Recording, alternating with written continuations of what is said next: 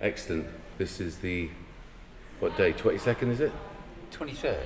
23rd of April 2021, in the year of COVID. With us today we have quite an interesting gentleman, I think you'll find, but I'll let him tell you a bit more about himself. Adrian Temple Brown. If you'd like to give us your backstory. The reason I'm saying the date, by the way, because we're going to do this evening, because the election's on the 6th of May. 6th of May. Last chance to vote for the climate. Anyhow, Adrian, how lovely to see you. Could you tell the audience here a little bit about yourself, a bit of a backstory, and then hopefully you'll get a word in edgeways later on when I'm babbling on about the Bridge Centre and stuff like that. Carry on, We'll sir. have a chat from there. Okay, yes. Adrian Temple Brown, what am I? Just over 55. And I think I would say I've been climate aware probably for about 3 years. So about June 2019, I first saw like the graph of carbon dioxide, and in a nutshell, it kind of knocked me sideways. Yeah. So I was kind of one of those regular people. You work hard at school. Yeah. And you work hard at university. Not me, but carry on. Yeah, I followed the social norm. I did what you're meant to do. Yeah. Yeah. And I actually studied electronics at Manchester, and then I had a career of electronics R&D design. Yeah. I did a bit with Plessy on sonars. I did a bit in satellite communications. I went to. I ended up actually working for a company called IP Wireless, which was in and around Chippenham as a startup for about 15 years. Yeah. So I was very much part of the leading edge of RF communications, and I'm a sort of digital hardware design engineer. And I'm one of a couple of brothers. So my brother is Robin, and my father is a policeman. Is he? Yeah. So you got a robber and a Robin. Your brother got. Oh right. Robin okay. and Adrian. Not the same. I was going to say. Yeah, my dad was a policeman, so he was, or he still is. He was. Yeah, he retired about 55. And so I was your classic sort of, good boy. Yeah. And my brother was the more of the black sheep. So we've gone along in parallel in our lives. Yeah. But I would say that, all of my life, you work hard. And I'd probably class myself as a through and through Tory. Yeah. So I understand GDP. I understand you have to work as an economy to extract some cash to provide social services. And then the whole of society works okay. The roads are fine, the hospitals work, all that sort of stuff. You say Tory? I'd say, I used to call myself a conservative, I wouldn't have called myself a Tory. Well, obviously a Tory's a bandit. No, but I'm saying that's not what I recognise a conservative to be at all, but that's interesting. Carry on, sir. I wouldn't necessarily have discriminated in those days between Tory and conservative. To me, that's both kind of... but it's just that the principle that you think that's the principle of that party. Yeah. I don't know which bit of university you missed out on, but anyway, carry on, because you're not a Tory anymore, are you? That's right, So there's hope for us all. I would say not. Not because I don't want to be, but because what I've learned about the climate and what I've dug down is finding out what the causes of the climate are. Yeah. They kind of they totally don't go with economic growth. Yeah. And that really is a bit of a shock. So everything that I've worked for in my life, you bring up your children, you put them through private school, you support them, they get a good education, you want them to get the car, the house, the good pension, the retirement, the holidays, all of those great things. Yeah.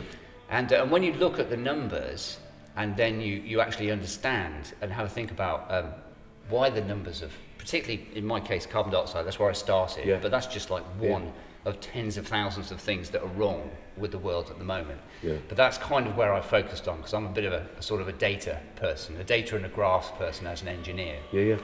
So when you grasp just how big the problem is, and you express that to yourself in numbers so that you can start to understand it, then you realise that fixing that problem is an immense issue. And you then get to think, well, can we actually fix it as humanity, particularly the way we behave? You'd probably say definitely not the way we behave at the moment, but if we all got together with like a new global aim, then I think we probably could just about fix it in time. But then you go, well, chances of that, how long is it before we start to see catastrophic effects in our society, particularly Chippenham and Wiltshire, because we're a complex society like any other. Yeah. And so I actually didn't want to believe the numbers when I first saw them, I'll be completely honest. And I spent probably 6 weeks trying to show that they were wrong. basically. Really? Oh, that's interesting. But the more that you read, the more you find out about other things that aren't right. And I came to an understanding that actually the numbers are what the numbers are. They're totally founded in the science. Yeah. And the more you read, the worse it gets. Yeah. And then if you somehow equate those numbers to things that you understand, it starts to give you an idea of what it actually takes to fix the problem. And it isn't just engineering where I come from. That's, its problem is so bad that you have to fix the atmosphere with engineering. You need business, you need government, you need machines, you need huge amounts of science, and you need monumental human effort to be able to fix the atmosphere, because it's kind of got an insulator. It's like a duvet. We put a duvet around the Earth, effectively. The more heat gets in than gets out. It's as simple as that. And a closed system that people don't generally understand. Not just people. I certainly didn't until I, like yourself. It's like, all right, so it's a closed system, and you've got a biosphere, stratosphere, all those layers, and actually, it's like filling a room full of carbon monoxide, let alone dioxide. Yeah. I mean, most things in life boil down to heat. Work is heat. Yeah. And essentially, the sun shines on the Earth during the day, and when everything's in balance, Earth turns round, and all the energy dissipates off into space at night. Simple as that. Energy in, energy out. When you put an insulator made of CO2 or methane around the Earth, the energy still comes in, but not as much of it can get out. And that's what global warming is. Every day it heats up just a little bit. But unfortunately, we're actually making the duvet a better duvet. So we've gone from like a TOG 0 all the way to a TOG 8, a TOG 12, TOG 13. We're getting a bit hot and uncomfortable now. And unless it's a great analogy, by the way. Yeah, and unless you get rid of the insulator, unless you take the duvet off the bed, you can't cool down. You will continue to heat up. But it's a bit like one or two humans in the bed. You get warm, and the heat comes off. And you kick someone out of bed. That's not a good plan to do that. But that's the reality, Unless you get rid of that insulator, you can't stop the planet from heating up. So that's the fundamental. But on top of that, as I've learned in the last 3 years, there are tens of thousands of other things that are wrong with how humans treat each other, how we treat all of the life forms on the world, how we actually use all of the resources in the world. And it's been a massive learning experience for me, because I was totally focused on work and engineering, which I found totally rewarding. Electronics, absolutely fantastic. I can understand that, I was a hardware design engineer, and I manufactured stuff in Scotland, I manufactured in China. I've been pretty much all over the world, flying and creating circuit boards out of oil and all that. So I've done all that bad stuff without even thinking about it. Which is pretty much like everybody does until they know there's a problem. Absolutely. So fundamentally, there's normal. Yes, that's it, and that's the whole point. Even since the Industrial Revolution, essentially, but at the point, probably 50s, 60s, when people started to realise, wait a minute, we're having a detrimental effect, because isn't it the law of thermodynamics, the first and second law about you can't create or destroy energy? Absolutely. So when you've got this whole scenario where simultaneously we're taking out resources from the beyond the Earth's crust and then pumping them back into our atmosphere, biosphere, stratosphere, we are obviously taking toxins that were secreted away over millions of years to enable the atmosphere and for us to be clean enough for us to develop organic cell, molecular structure, whatever you call it, goes on. We turn up late in the day, and we've been taking that stuff out and put it into the atmosphere as if there's no tomorrow. But here's the interesting thing: there really is not going to be a tomorrow, but it will not be for the Earth. It will just be for the species, our species. I think that's true. Yes, and I must admit, I was sitting in the park during one of the Chippenham festivals 2 or 3 years ago, and somebody rocked up to me with a little XR Chippenham leaflet, and said, come along to our meeting. And I'd seen that pink boat in London outside Parliament, and I'd sat on the sofa and I'd said to Tim, "Whoa, what's that all about? It must have cost like that much in diesel to get it there. I don't even understand why there's a boat there, and I don't understand why it's pink." Now that was probably in the February, and we discussed it a little bit and decided that they were probably some sort of extremists or other. So then I got this invite to go to a meeting in Chippenham. I thought, I've been watching the renewable energy. So I've read Renewable Energy World for about 15 years. And I thought that everything was under control. Yeah. There's massive power lines going up around the world, huge amounts of renewable in China, America, all around the world. There's been a huge amount going on, including the UK. And I thought, I'll go to that meeting. Oh, that's all right. It's all under control. There's massive renewables. Have a look at this, have a read, and it'll all be fine. And that wasn't really how the meeting went, because they were just starting and they didn't really know, what was going on. Yeah. So we had a little bit of a chat, and I thought, no, this is not the time. Yeah. But I left my email address, and I ended up going to one of the Extinction Rebellion talks.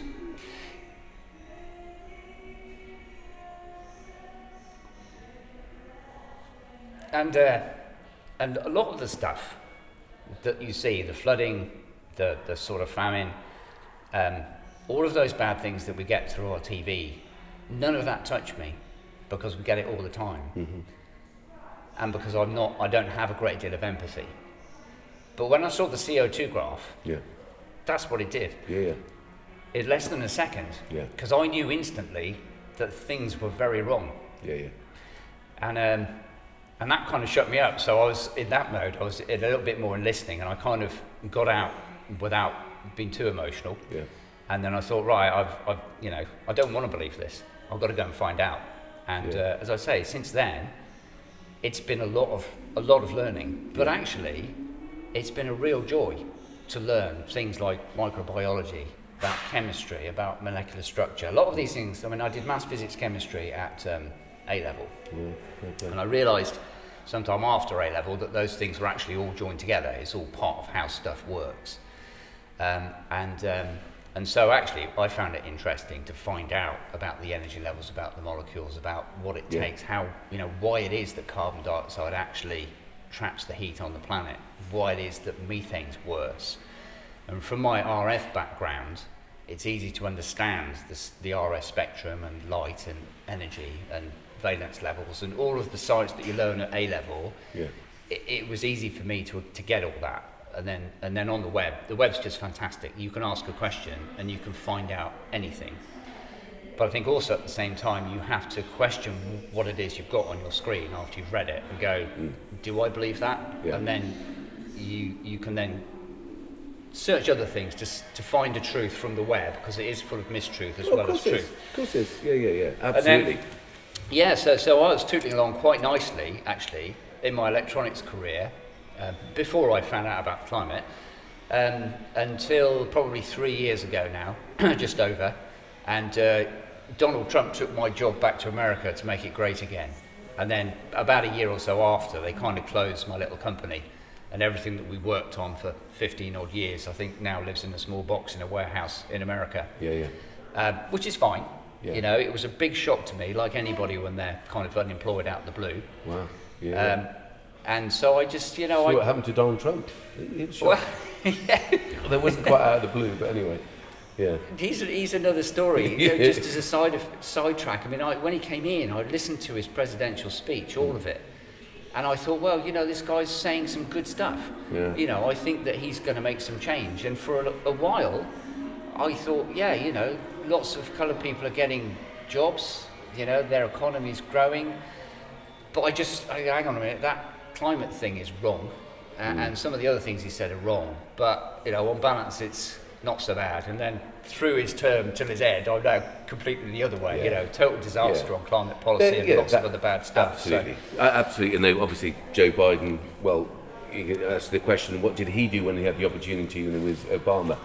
In truth, none of those organised party political things, America, absolutely not a bastion of anything, and I'm not talking about the general populace. I'm talking about the elites that rule the world. They're not American. They're not English. They're not Irish. They're definitely not Irish. But they're, you know what I mean? I do. So they don't have a nation. It's to be questioned. Absolutely. So that's something I've learned a lot. Absolutely. But you're doing an amazing amount of research on that. Yeah, and I'm really lucky because I have the time. So I got really lucky with the startup thing, and that enabled me, along with like 12 years of listening to what my financial advisor said, and doing the things that you're allowed to do in the rules, filling up the little pots that you're meant to fill up. When I got my, marching orders, I thought, if I cut down all of my expenditure, can I kind of live without going to work? And to be honest, it was really scary. So I just took the decision, yes. I said, well, I could go and sit at the desk for another 15 years. I could go and work for Mr. Dyson and make an electric car. Fabulous. I'd have a great time, but I'll be in an office and sat at the desk for 15 years and then I'll retire. I thought, maybe I'll do something different. So I've always done DIY through my life. So I go at a rate of about 1 room per year, usually really old houses. And I'm probably on my 5th house so far, so I kind of completely renovate them. And my house was in a bit of a state, so I finished off what I then called the guest room, and I brought my kitchen up to a standard where it was functional, opened an Airbnb room, and listed on booking.com. But they come to your house as opposed to you going. That's right. That's nice. And I thought, well, sharing your space. I thought, I can't believe anyone's going to want to come to Chippenham, but I'll give it a go. And if I get somebody every week. I tell you, got to say, I love it. That's why I come back to live here after London. But loads of my mates from London love coming here. Seriously. There's, but I guess it's, if you come from outside and you look in, you see different things and you experience different things. I love the place. And I love the surrounding area. It was a revelation, actually. So I was expecting a couple of people, and I go, well, I'll give it a go for 6 months. And we might not even like people coming into our house and that's staying. The thing, isn't it? No idea. Give it a go. And then I've got a couple of old cars. So my dad's Morris Minor's a convertible 1951 split screen. And I borrowed a Morris Oxford off my brother, 67. And they're both in the same colour, sort of light blue with white wheels. And I thought, well, maybe I could do like a wedding business. And I went on a government scheme, I can't remember what it was called now. It was like about getting people into work. And they said, get yourself down to a pop-up business school for free in the Emery Gate. And I came to the building a couple down from here. And there was this most amazing guy. He was absolutely packed full of energy and vibrance for getting people out there to do their own thing. And it was 2 weeks, and every day there were 2 sessions on different things you need to do for starting your own business, like not spend any money and use all the free marketing, all of that stuff. And I came out and I thought, I could do this. And one day I went and asked him, I said, why are you so happy? I don't understand. Why are you so happy and so full of energy? And he said, because I'm going to retire early. He said, I'm going to not buy anything. I'm going to save all of my money. And basically, if it's invested, then I can, and the amount of money you've got invested, take 4% of that. That's roughly what you need to live on. So I went home and did those calculations. And I thought, well, with the Airbnb and the cars, I get this much. This is what I spend. Should be fine. Anyway, so the Airbnb did really well, and the wedding car thing, it takes a long time to start off. Push. Sometimes. They have personalities of their own. So I do have to things, aren't they? Set aside time to make them go every time I want to. Anyway, so I wasn't doing much on the weddings, but I really, really enjoyed the Airbnb bit. Because I would get people come down in the mornings for breakfast, sometimes old couples, and you could tell they hadn't spoken to each other at breakfast at all for like 10, 15 years. You could just hear the clink of cutlery on the crockery. And I liked talking to people, and I kind of made it a bit of a mission to get the person who never talked, so the one that was dominated, to actually chat. And it was a massive range of people, probably 500 people I talked to, and a lot of those for 2 to 3 hours over breakfast, because they're all on holiday. Millions of reasons to come to Chippenham, by the way. I was totally and utterly wrong about Chippenham. And so, you find out why they're there, you find out maybe what they do in their life and where they want to go. And I started, I guess, forming views with fuzzy logic from everybody, from people that have just had breakups, finding some space, all the way up to professors and vicars. You just never know who's going to come in your house, and they're just so interesting in the general public. So I really... The shop's lovely for that. People turning up, having conversations on a daily basis. Brilliant. And I also started going along to some of the, having read stuff, I thought, well, I can't just... Effectively, I thought, I still do, that when I get to 70, I won't be able to draw a pension because there won't be a bank. And the reason there won't be a bank, and we saw it in the COVID, is that when tens and hundreds of millions of people start to move, effectively from the south of Paris all the way through the north of Africa. They'll come upwards, and the other ones will go down towards the equator. But that's like hundreds of millions of people will need to move when they can't grow food. Yeah. They have no choice. Absolutely. They have to move. Absolutely. And we're starting to see it now. Yeah. So, when you extrapolate the curves, I was mainly involved, noticed on the CO2 one. I wasn't even looking at the global temperature one because that's very spiky. Yeah. But now it's really clear what it's doing. Yeah. It follows the same track as the CO2, obviously, but with a 40-year lag. And so you fast forward, you think, well, when are these people going to move in serious numbers? And then you find out that they're already moving. Yeah. In 2019, I think I read 15 million people in Vietnam were displaced internally because the sea it kind of put salt all over their land and they couldn't grow their food. Yeah. So I gave it sort of 15 to 20 years before we have so many people in the UK that we can't grow enough food to feed everybody. Yeah. And at that point, our supply chains are about 3 days for a supermarket, and we saw it in COVID. Yeah. As soon as everyone goes, oh my goodness, I've got to buy some food because I've got to stay in for a week or a month, then stuff just runs out instantly. Absolutely. And that's how we live. That's why we can't afford to build on our county farms. Well, yeah, absolutely. Amongst many other things we have to change. Well, yeah, totally. All those thoughts, they were redundant anyway. Pre-pandemic, the economy, which is a myth in itself, so I'll be interested maybe another time because I want you to be able to talk about the stuff that you want to do on a local level. I know it's about the environment because the distributor road, there's unnecessary houses. Now people say, wait a minute, raising population, how come you're saying we don't need to build those houses? Well, partly because it's on county farms. Secondly, because we can't, you've said it, we now cannot depend just on a Brexit principle. You can't depend on delivery from abroad. So if you can't depend on delivery abroad, what are you going to rely on? You're still going to need to eat. Oh, we're going to have to grow food that we can grow food in England or in Wiltshire, near where we live, and then have it supplied to our schools, our care homes and our hospitals and stuff. So we can always ensure that the young, the elderly, the infirm or whatever have got food, fresh, organic, because pesticides, all that sort of organophosphates, all those things that go into that industrial farming don't work, can't do that anymore. We're going to have to do a real recalculation and a whole readjustment about how we think as a society and reprioritise. Sorry, because you said about the food supply, it's county farms, isn't it? And the point is, particularly with Brexit, we're a liberal democracy. Yeah. So when people are starving, we will want to help them and we'll invite them in. Yeah.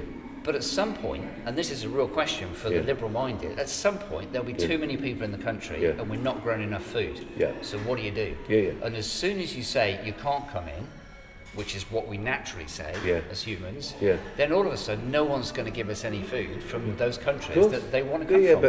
But you also got, because of the economy, the false illusion of the economy, for generations, Africans haven't been able to grow food for subsistence. They've been growing cash crops, for us. like for us in the Western world. So when people go, oh, are these people, why are we helping?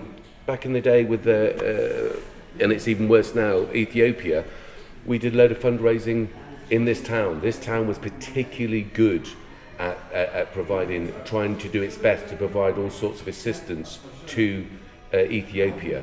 But the idea that somehow these people, particularly countries that England has robbed previously, India, look at it now, look at what's happening in India. Look, of course it is empirical. The Chinese are doing it just with money. The English did it with rape and murder. So well done.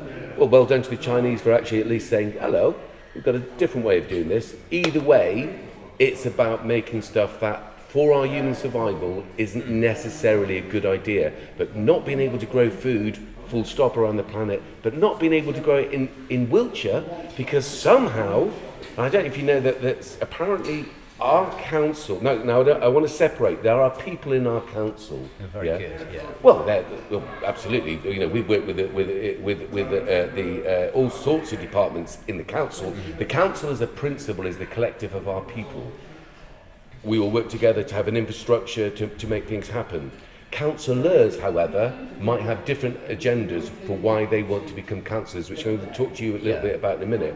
Why do you want to be a councillor if you're a property developer? Why, as a council, would you think that you'd like to, need to create an idea like a property development company for the council. It's like, oh, I know, it sounds like council houses. Have you ever heard of a principle of council houses? No. What we're talking about is that we're the council, right? And we're going to have a development company, and we're going to build houses on county farms. So you can't eat. There'll be floods. I wonder who's benefiting from those sorts of ideas. I wonder who is actually from either past council directors or current ones. I'm really interested to find out. I don't know if you know anything about these things, because it can't be done for the good of the masses, and if they're conservatives, it never is done for the good of the masses. Sorry, we're getting attacked by someone with glass beads in the background. Yeah, I think in a nutshell, we've seen it with the sleaze that's going on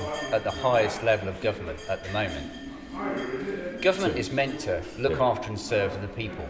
Yeah. But right now, and we can see it, it's plastered across our media, government is serving business. And this has come down but it to always the lower has. level. Even the Labour, look, Tony Blair, forget anyone that thinks he was a socialist. Yeah, I wasn't so open-eyed before. Yeah, absolutely. absolutely. Look at how he even puts his head in public. Has that man got no shame? Look, the millions of people that were murdered because of decisions he and Bush and all those elites made. He's as about as socialist as I don't know. I'm not even going to use anyone else to insult him for.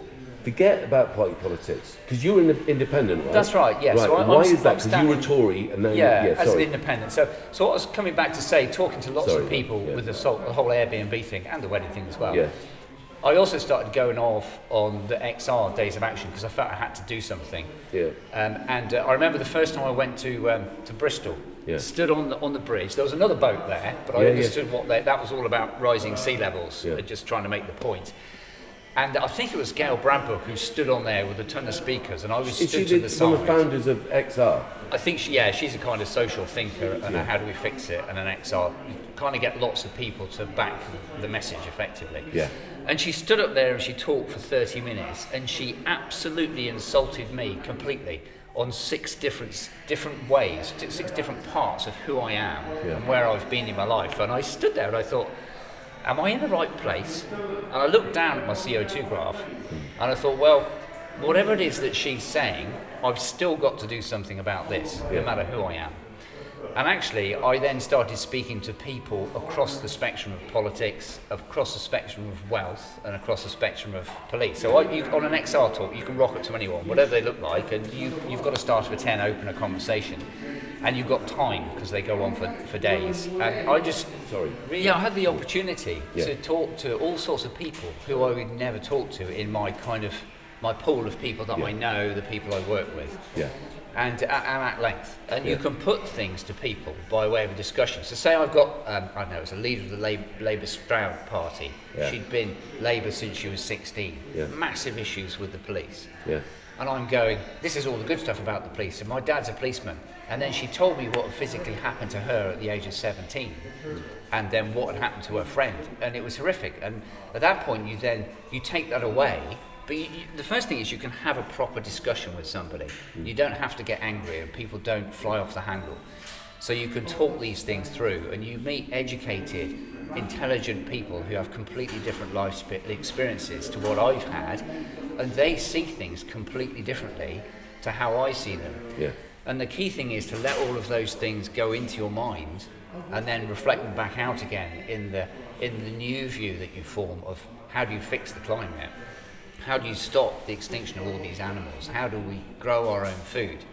And it all kind of forms into this educational bubble that then changed me as a person and my views to be much bigger, to take in many, many more problems with the world and with people and their views and how their lives have been lived.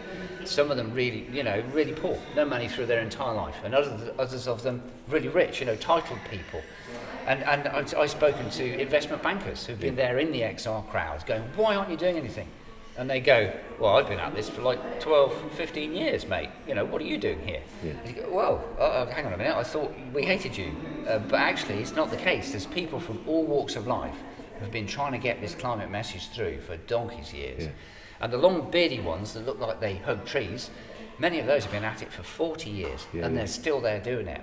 And I would look at them and I go, oh, it's not me. I don't want to talk to him. You know, he's not got anything to tell me. But actually, these people, they know a lot of stuff, and they've lightened their footprint on the earth, and they've done the best they can, and they've still been banging on for 40 years. So there's the personal responsibility to cut down on your own usage, one's own, the household, your business, etc., etc. And then there's the collective one, community-wise. So at a local level, how do you think, and which area are you running for? So I'm standing for Sheldon in Chippenham. Yeah. And I'm pretty much standing on a climate action ticket. Yeah. And I've learnt that the way to do that is to be an independent. Yeah. So I've kind of learnt a lot through XR, and I can't get past the three fundamentals of tell everybody the truth. You have to tell everybody there's a problem. And then secondly, you have to act like it's an emergency. And I translate that almost to like like we were in World War II. Not me, but how the population was. You have to take all of your resources, financial, intellectual, industrial, governmental and business. You have to deploy all those resources on primarily the fundamental problem of fixing the carbon dioxide in the atmosphere. Yeah. And however you want to do that, you need massive amounts of energy to do that. And it can't be oil and gas. Yeah. You have to use renewable energy. Yeah. And the numbers are just immense, absolutely immense. When you work out how much carbon dioxide is up there, you know, I revised some of my figures from when I wrote them in 2019. To give you an idea, if you take the CO2 out of the sky using, say, direct air capture, which is the latest, best technology, for every ton of CO2 you take out of the air, that's 1,800 kilowatts of energy you need to do that. And you end up with a gas. And then you have to do something with that. Yeah. You can't just leave it there. You've got to then move it and put it underground. And when you multiply up the numbers, just for the energy, for the amount of CO2 that we emit just in 1 year as humans, it's like 3,000 Hinkley C power stations running full time all year. And that's just to do the CO2 in the atmosphere. And no one's talking about that. Everybody's talking about letting humans use renewable energy so we don't burn fossil fuel. Well, you can carry on doing that for as long as you want, but the place is not going to get any cooler. You have to take the CO2 out of the atmosphere. And I initially got interested in actually taking the CO2 out of seawater because it's much denser in there. You don't have to do quite as much work. And to get my head around, you know, just what you'd produce, if you took the CO2 in there and you made it into chalk, which is calcium carbonate, then a ton of CO2 pretty much turns into a ton of chalk, effectively. And if you say, well, what's 44? In those days, it was 44 billion tons a year. Last night on Sky, I heard this year it's going to be 50 billion tons, but 44 billion tons, that's a lot of chalk, if you think about it. So if you took all of the UK and all of the water within the coast, and you got all of the CO2, so if you added up all of the CO2 that we need to take out every year to get to carbon neutral in 2050, you would have a pile of chalk that covered all of the UK, England, Ireland, Scotland and Wales, that was 2 metres deep. Wow. That's how much CO2 we have to take out of the atmosphere. And the numbers are just colossal. And you think, well, how do we even move that? How many 4-ton army vehicles is that? Well, that's like, you know, it's billions of army vehicles to move it. And you go, that's not practical. You know, so absolutely, we all have to do our own thing. We have to minimise the amount of CO2 and everything else. So it's consumerism. We need to cut our consumerism. That's why so when people think about capitalism, it's not just about it naturally creates poverty. It has to, because if you can't prove to someone that if they don't work or they don't work for someone, they're going to be ending up on the street, which is a disgrace. When you think about, we have a society that purports itself to be civilised, to have organised religion for so long, and yet we can see the results of organised religion, because you can see the cathedrals and the churches and all those other great things that we as mankind has developed. And yet there's also homelessness and poverty. It's strange, isn't it? They've got these monoliths to a great idea of the creator, and then the reality is that they've got them, and there's people that let's not even go into the most recent reports about sexual abuse, which it seems to either be in a part of the actual system within those organised religions, or we seem to have a great ability to overlook with all the elite sort of behaviours, the consumption, the abuse, and the lack of responsibility to care to allow people to have basic shelter. So I don't know about you. I think that we shouldn't have it. We have to have a system where you can't possibly make money off of housing, because it's a necessity. You can't make it off of energy. You can't make it off of water, air. You can't make it off of health. You can't make it off of education. You can't make money off of. But you definitely can't make up. People can't have palaces, and they can't have two houses until everyone's got one. I think that's certainly a good thing to strive for. But got to. I mean, as a humane person, I work with homeless people, and the idea, I get conflicted. Working great with Joe, the new head of Kitchener, who's the head of Doorway. Brilliant people.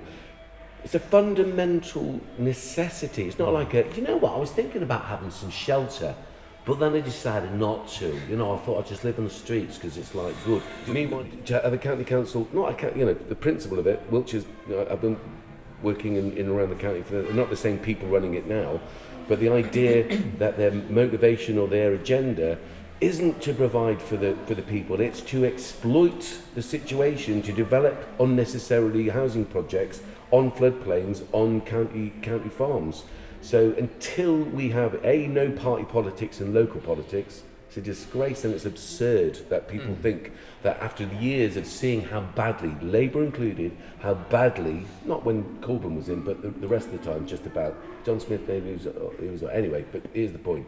The crack is, it's filthy. If people don't get that with what's happened, the latest with David Cameron and Greensill and all this, what about this 2.6 million is it for that press room? Yeah, come on, people. You're voting for Conservatives is like saying, I hate everyone. Hi, good evening, I'm a Conservative. I hate everyone. I know, and I think that Greenhill, total minnow, when compared to the oil and gas industry. Oh, well, 100%. So, all that lobbying there, and all the offshore accounts and everything. Yeah. Even in Wiltshire, there's people connected to deals that have gone on with the council and all that sort of stuff. They've got offshore accounts. Not that anyone's researching that or anything. So I came at the town council and the county council from a tell the truth point of view, from a climate angle, and my eyes have been opened having attended many. They've got climate deniers on the county council. As if it's an opinion.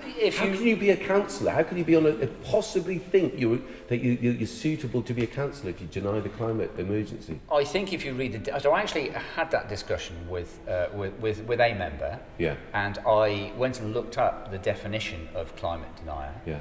So I would say, per the letter of the phrase, yes, there are climate deniers in the top levels. Yeah. But that doesn't necessarily mean that they think they are, because again, everyone's views are slightly different. Yeah. And actually, I had to go and read the definition to continue with my discussion. You'd be great, councillor. You actually do some research. Yeah, well, he kind of, I come from a I thought you were about to say you have to. Trust me, you do. Not all of them do. I come from a background of not knowing much about anything except engineering. That was a total focus. It's not bad though. And now, to use the words and then join in the discussions and to be able to debate and put across the point, you have to know what you're talking about. Yeah. And the problem is that there are so many things wrong that need fixing that you can spend your entire life reading, writing, researching and talking. Yeah. But what really matters is that you get out and do something. Yeah. Because all the time we're learning and talking, it's getting worse. Yeah. Yeah, so and that's why the climate action thing is so important. So I start off really at the council level, and I think having attended the town council, full council meetings for maybe a couple of years, and saying my thing to them, like, why aren't we actually doing anything? Why isn't the climate emergency on any agenda in any of these meetings that I've been to? Where's the list of actions that you do when you're an engineer? Engineering, you go into a meeting, you don't have time, everything's late, it's all too expensive. You've got this set of things that are prioritised that you want to do. You go, right, here's the problem, what's the latest, who said they'd fix it, when are you going to fix it by? What's the next small step? Don't work like that. And some of the time, you work through the actions. Yeah, you know, stuff goes wrong. Yeah, it always goes wrong. Responding to need, prioritise. That's right. When you have an emergency, what do you do? You don't act like a headless chicken. Break it down into small Break it down, steps. and you absolutely and you make overcome progress. it. You go wrong. And we do it together. We collaborate. Yeah, you go wrong. There you go. And you recognise you've gone wrong, and you fix it. And you don't keep banging your head against the same wall. I don't see anything in this town council meeting. Yeah. And you're not even publishing the minutes of your climate emergency group. This is town council. Of course. So there's people doing good stuff. Oh my goodness! Listen, let's just be really clear. If I'm criticising people that stand for local council, it's only the ones that haven't done the thing that should be doing. And even then, most of those are finding their own way. Some of them are. Some of them are not even able for all. I used to think that it was a sort of clash of personalities until I realised that certain ones didn't have any personalities. Yeah. So it was just a clash of the ideology that I'm here to try and make things look, identify the scenario and say what would be a possible outcome. I get up and down the country. I go to the Home Market, I get all these things with governments looking at social cohesion, and yet on a local level, I get people who have no idea what they're doing. No idea what they're doing when it comes to community. They don't have kids. They don't have any responsibility above their own life, right? Now, as you know, we're sitting in front of the Bridge Centre. In the paper this week, in the wonderful Gazette and Herald, there's a whole thing about people, and we have people here coming into the shop talking about issues that they want to be raised. So far, people have come in and they've talked about the Sadler's Mead carbuncle, as the woman says. Is there anything you can do about that carbuncle? I said, what would you like me to do about it? So I want you to expose the idea of how it came about. And I said, well, would it be better if I interviewed people and they told me? And she was, no, there's lots of people that want to know, and definitely people at Monkton Park want to know how that came about, where was the consultation, and lo and behold, not only that car park, but the car park onto this very place here is used by our young people because, in the great wisdom of the Conservatives, they knocked down the only access point for young people particularly, but the community at large, to do specific types of projects. Now, when we used it more than the youth service, at the time I said to Pete Hutton, I said, Pete, do not do anything with this place because we use it more than you do until you found a better use. And I interviewed him. Anyone wants to see this interview, he didn't really have an answer for that because he doesn't really know about young people. How he has got that as part of a portfolio is just going to show, and it's like, anyone want this one? Yeah, it's about kids.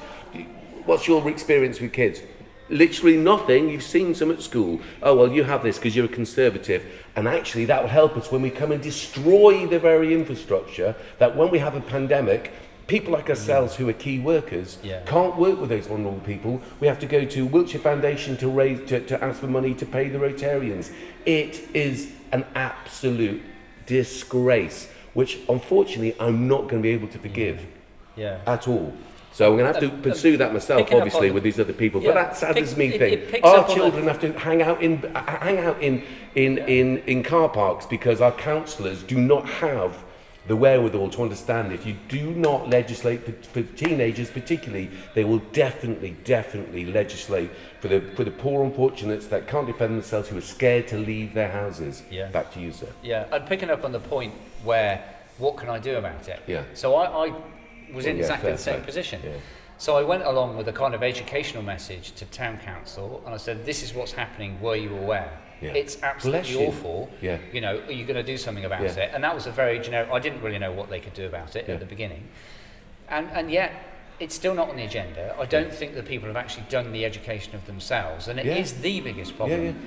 And then I started going to the cabinet meetings at Wiltshire Council and the full council meetings as well, and asking the same sort of educational, this is the problem, what are you doing about this particular issue? And then, you know, are we going to see some change in policy? And the thing about a member of the general public, when you use your public question and public statement question to any of the levels of local government, it's like watching a minister on telly. You do not get an answer. Of course. You don't get an answer that answers the question you've put in black and white. And I've actually been back behind the scenes to say to the Democratic officer, to say, this is meant to be my Democratic representative. Yeah. I've asked a question and he has not answered it. Please, could I have a question? Yeah. An answer. And after 2 or 3 goes, you get an answer to the God. question that you've asked. Yeah. And at local government level, it is exactly the same as looking at a minister on the BBC. Unbelievable. You don't get answers. So here's the one. So I thought, yeah. okay, if I want to make a difference, they're not listening, they're not learning, their ideology is making money. They value money above everything. Yeah. And that's been the theme of my latest set of questions to Cabinet specifically. Yeah. I mean, I've seen Philip Whitehead stand there and say, I am going to treat Wiltshire Council as a business. Yeah. I am going to use all of the assets of Wiltshire as a business to make money. Well, good luck to him. And it didn't strike me when I heard him say that. Yeah.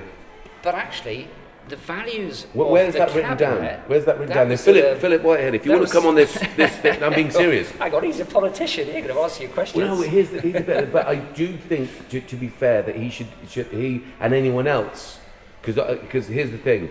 Everyone else from this town council, the geezer that wears the wig at the town hall, phoned me up and said, can you offer this opportunity to all the councillors? Yeah? Yeah. Now, the only ones that have taken it up, and this is quite worrying for me, considering we're in a pandemic and you guys couldn't possibly go and canvass him. Teresa Hutton, who was the former mayor, Conservative, absolutely wonderful human being. I don't think she understands that she's not really Conservative, because you can't be both a wonderful human being and a Conservative, as you probably know. Here's the other crack. Works for the NHS.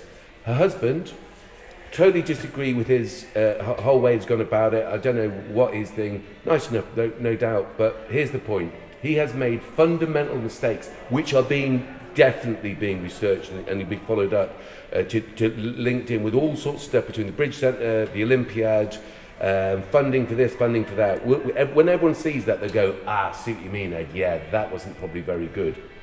So it's 2 Conservatives. About 7 Liberal Democrats have taken us up on this. I have to say, lovely people. I don't know if you know Claire Cape and people like that, Ross Henning, Brian James, right across the board.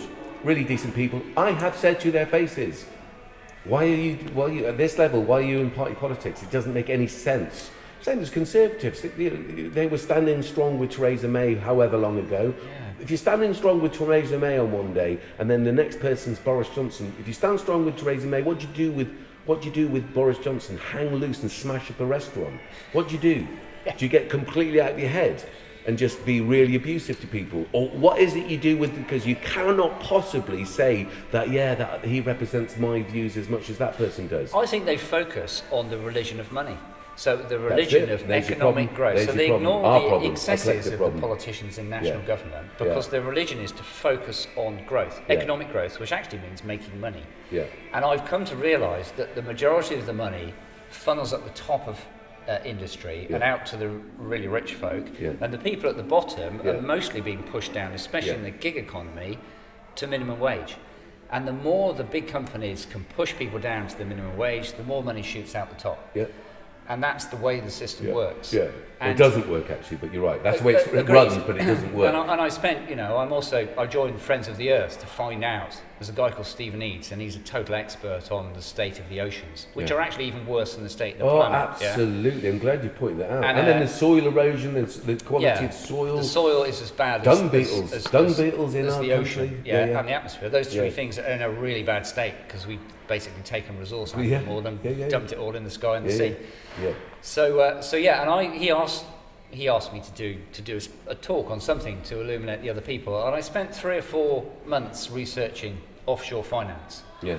And I came to the conclusion that every financial instrument that's available onshore that we all know about is available offshore. Yeah. But the difference is that if you own it offshore, it is totally secret. Yeah. And there's some very nasty, very bad sharks swimming around in the offshore finance world. So you don't want to mess with it, because you'll get flattened very quickly. But if you want to understand how the system works, totally in secret, then there is a mechanism there. Go and find out about the offshore I wonder, finance do system. any of our current politicians, local or national, or former prime ministers and their mates from the Bullingdon Club, have they got any offshore investments, do you think? Well, you'd never know. And the reason, and it's even more than Lord, that. It's even you'd more never than that know. Because the Sure, UK, you wouldn't, would you, people? The UK invented the offshore Oh, finance mate, they invented system. a few more things than And that. we They invented have- tortures on the Irish, but that's another But we have topic. massive. Blind boy, how you doing? We have massive legal law Yeah. to make sure that it stays secret.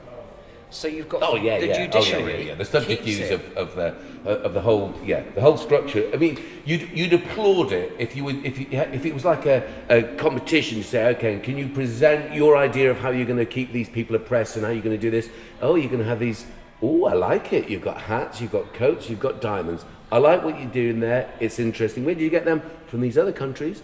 Okay, you've robbed all them and you've oppressed all them, and then you say to them that now they're all coming back to your country like chickens, coming home to roost. All these people from all these countries that you formerly raped and murdered are now come back to the motherland of the great queen or the queens or the kings or whoever they are, and Prince Andrew, and going, oh yeah, this is a really good thing, and well done England. Or not England, not the English, the elites, and they have no country, they have no loyalty, they have no, they all come from different countries anyway. So it's not good, is it? If you're fighting that as well as an emergency, and this is your point, and I agree with it. The key point is that I could get really stressed about all of the things that I sense are wrong and understand perhaps how the system works, but we don't have time to do that. That's right. We have to focus on the fact that there is a climate and an ecological emergency, because you can spend all of your energy fighting any one of the 10 things we've talked about to try and make some difference, but it doesn't matter if you can't grow food. There's a fundamental problem. That so you grow have food, to have shelter fix. though. Everyone have shelter. Yeah, please tell me that everyone has to have shelter. We have to eat, we have to keep warm in a cold climate. And in a hot climate you have to be able to drink water and eat. Okay, so no needs, let's provide them for everyone, and after that, once they're established just on that level, within the confines of our ecological system, because we're a part of nature, not apart from nature, so everything we do, it's the ripple effect, it's the law of thermodynamics, there's all those things combined go, right, we should never have done most of these things, and we definitely can't do them anymore. But what we definitely have to do within that, and that's not build new houses on floodplains and on county farms, it's about redeveloping town centres and villages and what have you to build up the capacity and certainly take away everybody's second home. Forget about your palaces. They should just be museums and hotels for rich oligarchs that come over here to oppress us from a distance. Right. Yeah, don't worry about that. Again, it's another huge set of subjects about things that are wrong. Yeah. So how are you going to affect it on the local level? Back to you then. But the problem is that you can't get rid of money. Yeah, you can moan and hassle people who are very rich and shouldn't be if you want just to. take the money off them. But again, take the money off them. But seriously, I'm cutting across you, but imagine this. Up to a certain point, everyone's playing Monopoly. Now, people play Monopoly in different ways. Mm-hmm. Some play that when you land on that thing, you can buy it, right, if you've got the money. Some play that you dish out the cards initially, and then you barter with each other to amass things. Actually, how society works, Monopoly is a con in itself. There are people that are not even allowed to live on Old Kent Road from birth to death. They never get even to live in that. The people living in Mayfair and Park Lane are saying, you're never going to live here either. Even the people along Bond Street and everything else, the Strand and so forth, so fast, right? So housing markets, a con and a lie. The idea of the economy is a con. Investment is a con and a lie. What do we need? Oh, we need houses. Has everyone got one? No. Let's get everyone a house then. Everyone got a house, and you have to do environmentally and within. So you'd have to do loads more building. I'm saying, obviously the person that's got Mayfair isn't going to say, oh, you're joking, we're not playing the game. No, we're not playing that game anymore. What do you mean? We bloody are. No, we're not playing it. It's unfair, it doesn't work. Forget Monopoly. Jeff Bezos, all of those people, guess what? Your money has no credit anymore. Imagine that. Okay. What? No, you are now have no more money. The Queen has no more money. People have no more money until everyone's got what they need. Because otherwise you have conflict. Perpetually. Okay, so that comes back. That was it comes back to the fundamental problem, as Mark Carney says, is about values. Yeah. So if you value money, you end up with lots of very rich people, which we have at the moment. Not very many rich people. You've taken the resources of the world, including people, whether that's work or slaves, absolutely, whatever, and you've taken all of the goodness, the resources in the soil, and the system with the rich people, including me, because I'm not poor, we've taken those resources and we've converted them into money. Which isn't even real. It's an imaginary thing. It's just something on a spreadsheet. And when we want some more nowadays, we just print more. Absolutely. That's the big part. So look at that, people. Look at that. When they want to, they'll knock down the bridge centre because we haven't got enough money. It's like when the bankers need it, you couldn't have enough money. So it's principle or non-principle. So the point is, we can get really stressed and annoyed about rich people and people that are doing the wrong thing. But to fix the problem that is like in our face, what we have to do is change the values of those people. Oh, brilliant, you're right. When you change the values, so when the billionaire wakes up and goes, there isn't going to be a planet in 50 years, and I'm going to be the last person standing because I'll look after myself, but I have to watch 8 billion people die. Do I want to be the last rich person standing? And I'd probably have had to spend... Don't ask that to Trump, though, because he's... but the point is, when they understand that it's going to affect them... He never will, but carry on. I do have some faith in humanity. People do say that. They do. People will. People do. We work up and down the country, we work in different countries sometimes. You're right. The average person on the street, the real people like us, would all say sharing, caring, looking at our natural environment, looking at us. We are literally one of the only species that actively destroys its own habitat. Yes. It's crazed. But the point is, when the people that own the money at the top level, when they realise that they have a problem and their values change from accruing money to actually fixing the planet, then you've got the point. And a lot of these people are extremely clever. Of course they are. They're extremely intelligent. In certain ways, they but know not how to organise hundreds of thousands of people in business to do a common thing. So whether your thing is carbon sequestration, whether it's making massive wind turbines, I agree with you. Whether it's making solar panels and putting them across the countryside, whether it's sustainable farming, the people that are at the top of the system, brilliant. They have the ability. Mate, you're totally right. They have the ability, and they have the connections, and they have the understanding, and the intellect, and the money. But you need the motivation to use the system to do something different, other than making more money. Right, or making money in a different way. Because here's the thing I learned many years ago. Good friend of mine, Dr. Mark Everard, introduced me to this concept of the natural step, which was evolved by Professor Carl Henry Robert in Sweden. He was an oncologist, and he started his principle of looking at how come there was more not episodes, but whatever statistics of children having cancer. So you think you can look at the disease in the child, or you can look at the causes. How come this came about? And he then transferred that principle to the natural step, looking at how you go into businesses and say to them, look, if you have a vested interest in your business, like IKEA, like places like that, you have to look at the resources. How do they come about? So if you cut down all the forests, IKEA, and you don't replant them, you ain't got a product, right? Same thing. So, and people change their mind by degrees, and in Sweden they become really good. IKEA became immense, and he did it with all sorts of different firms. So then, using that training and that awareness, I was able to use the arts to go and work alongside Professor Eric Bichard, working with Jonathan Porritt, working with the polyvinyl chlorate organisations, PVC conglomerates from all over Europe. Now, once I got them to understand that they also suffered, their children would suffer the effects if PVC leached out and poisoned everyone. So like yourself, they'd be looking and go, well, you're not immune to it, you're not from a different planet. You've got children, you will have the same emotional imperative to provide and protect them. Yeah. Well, when you've got those geniuses in a room and you provide them with a stimulus to realise why they need to be able to just make sure whatever they produce is done within the confines of a sustainable system, all good, well done, lovely. Same with, and I've got to say this, AMEC, petrochemical, billions. This is what makes me laugh when I'm talking to local councillors and going, if you see who I talk to in my lifespan, and I'm here with you and you're struggling, not all of them, some of them are brilliant. The ones that are brilliant, don't take offence. Some of them struggle to tie the shoe, not because they can't bend over, because they don't understand the principle. Yeah, and it's like that, right? I'm talking to you, and I'm talking to these geezers at AMEC.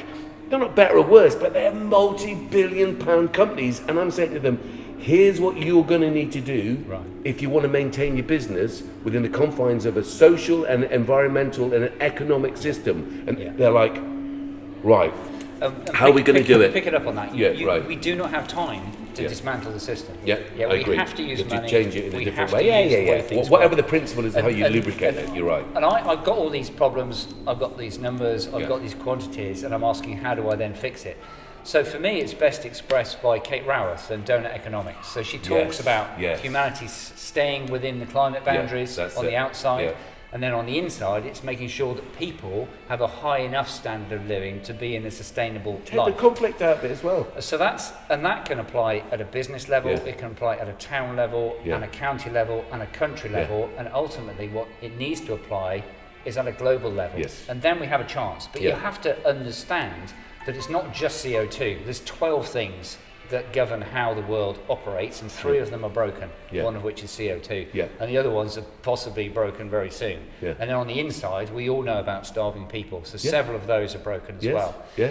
So then you sit there in the cabinet and you look at the cabinet and they're not even listening, and you think, how are we going to change this whole concept of economic growth into something else? And for me, the 3 words are green economic growth. But not the greenwash green. This is the green economic growth, where you take sectors of industry that are basically destroying the planet, like building housing estates on the countryside, like building roads, like the petrochemical industry, and you recognise that these things are destroying the oceans, the air, and the soil that we need. Not so much us, but all the other life on the planet needs. Okay, so we've made a bit of a mess, but we take all of those with us as well, which is what really bugs me. And then you go, well, how do we get from this society which is Chippenham, where I don't know, I drive my car because there's no regular bus. I have to buy plastic from the supermarket because everything's wrapped in it. And you go, well, how do we change that? And then I came across like Jason Hickel. So it's basically, you look at the sectors which are polluting, as you said, and you talk to them and you say, you have to degrow. And everyone goes, well, I can't possibly do that. What about all those people that don't have jobs, that make cars, that make boats, that make submarines and military airplanes? They won't have jobs. And you go, yes, that is absolutely right. Absolutely. What you need to do is you need to stop the people who are doing the work, not always through their own faults, because everybody needs a job. And then I'll get into the point where everyone needs like a universal basic income. So everyone that's working in a way that destroys our resources has to kind of stop and understand like it's a new HS2. Global aim of saving the planet. So you go down and you go, right, I'm now not going to work on HS2 because it's a total disaster. Well, you shouldn't be funded either way. You're not bad people, you're just doing your job, so to say, but then so were the Germans during the Second World War. I've got universal income, and that allows me to be housed and to have basic standard living. And if I don't want to work ever again because I don't like work, fine, you stay there. That's cool. Well, that's all. At least you're not doing damage. And then if you do then work on something that fixes the multitude of problems we've got, like agriculture or solar panels or wind turbines, then you go back into the normal work world where you get paid, and then you can have the things that allow you to make life a bit more enjoyable. But the basic concept is you degrow the things that are bad for the planet, and then you without conflicting and calling those people that were geniuses that started the petrochemical company. Great, you did really well in that old narrative. The new narrative is this: there's 5 million people on furlough, everyone. So what happens when they realise that, and the high street was in demise for years anyway, what happens when those 5 million people go, oh, wait a minute, the industry that I was working in before is no longer a goer, so now what am I going to do? Well, I think that's exactly where your universal income comes in. Now we can be stewards of the land. Now we can go and work on those local farms, not because you're slave labour, because you're going to love it, because it's really good for your mental health. It's good for your biomes when we start making locally sourced honey or fermented food, etc., etc. All the things that we as a species have been able to evolve and understand, but haven't necessarily shared because we're too have got too involved in commerce and selling and competition. The mission we all must now join in on and support you and people like you, the independent thinkers. Because that's the thing about independent councillors, is like, when you have a discussion with someone like yourself, James Bradbury, Matthew Short, let me think of who else that we've interviewed who was independent. Oh my God, I haven't forgotten anyone. Oh, I'll tell you who was fantastic, Martin Casey. Do you know him? Ex-soldier. What a fantastic guy. Yeah, I hope you do. Okay. Because here's the thing. His history, as well as being an Irishman, which I obviously like, but he's been to Afghanistan, fighting in Afghanistan, defending what in Afghanistan and in Iraq. Well, I'll go. The funny thing is, what people don't really get is it must have been heroin in Afghanistan and it's oil in Iraq. If you're going to put a good man, my father and my grandfather's, whatever, lives in danger to protect commerce, we already know then we have the wrong principles as a species. Yeah. We have to look after each other, support each other, but within the confines of our natural cycle. How are you going to affect that? Well, so if someone votes for you, and I hope they do, because you're obviously you've done the research. If I'd have met as many local politicians and national ones that knew what you knew, that had done that thing, then you get to a point where actually you know too much, and you have to stop the research and focus on actually doing something. So what are you going to do? Tell me what you're going to do then. So my objective as a councillor at the Wiltshire council level would be to find the set of people that talk about energy policy. Yeah. I think fundamentally the core policy of economic growth that is espoused by the current cabinet has to change to green economic growth, and that's a massive ideological change. People that have been through and through Tory their entire life, that is life changing to be able to say that and to understand it. I know, because I went through it. Yes. So that's fundamentally the overall policy of Wiltshire needs to change from making money to green economic growth that helps people and the planet. And that's a big ask, because there's like 98 councillors, and I might be the only one of less than 10 saying that in current. Brian Matthew, the Lib Brian, absolutely, and Nick as well. Yes, Nick Murray, the independent Nick Murray, he knows his stuff. He does. Yeah, definitely. So both of those come from a sustainability background, of highly educated people. Yeah. So within that, begs the question, what are the rest? There are smaller subcommittees there, and I would like to get involved in the energy policy subcommittee, because I've used it's actually 22,500 homes, not 7,000 homes that can be built around Chippenham. If you read the HIF bid, which I recommend, that has got to be 22 researched, pages, and the Ombudsman has to be involved. It took like a year and a half to get it out of the council publicly, but they finally put it on the table. If you read those 22 pages, you will see exactly what it is all about. So between Melksham housing area and Chippenham housing area, the object is to build 22,500 homes, not 7. So bring that round. So bring it back round to what's planned. So I wanted to use the example of building on the 650 acres, 6.5 million square metres of soil, which is currently farmland around Chippenham. So I ran into an old university colleague who happened to be the head accountant of Jaguar Land Rover about 2 years ago, and I realised that he was into sustainability stuff, and I had some questions for him, like, are we going to survive? Big questions. And we chatted for like 2 hours, and we didn't really even ask about each other's families. We just talked about climate for 2 hours. So he read a book 12 years ago as chief accountant at Land Rover, dropped everything, retrained, and became the sustainability lead at Jaguar Land Rover. And then when he finished that, he's been consulting in big finance, explained to them what they have to do with the big money in all that time. So he knows a lot. And he listened to me, and amongst the conversation, he said, one of the biggest stores of soil, of carbon, is soil. I goes, whoa. He said, not many people know that. I goes, no, I didn't know that. So obviously went home and learnt about it, and I came across a figure that said that the stored carbon in soil can be, if it's ancient soil, can be like above 30% carbon. So when you take the farmland that's the size of what they've got their bullseye on to make money, and you go, right, let's say roughly you scoop out a metre of soil. You can go and see it going on in Calne. It's happening. It's just tragic. And my partner's a courier, and she delivers to the new housing estates. So I've watched it turn from fields of view through total mud and destruction into houses that have no gardens, urban desert. And that's what Wiltshire is planning: is urban deserts on our countryside. So I wanted to focus on how much carbon do you release if you dig up a metre of soil. Yeah, 30%, it's about 6.5 million tonnes of carbon. Wow. And then, with the work I did on AirGen, for my own benefit, I actually learned about a thing called a soil food network. Yeah. And I realised that when you look at the ground, it isn't just grass that you're destroying.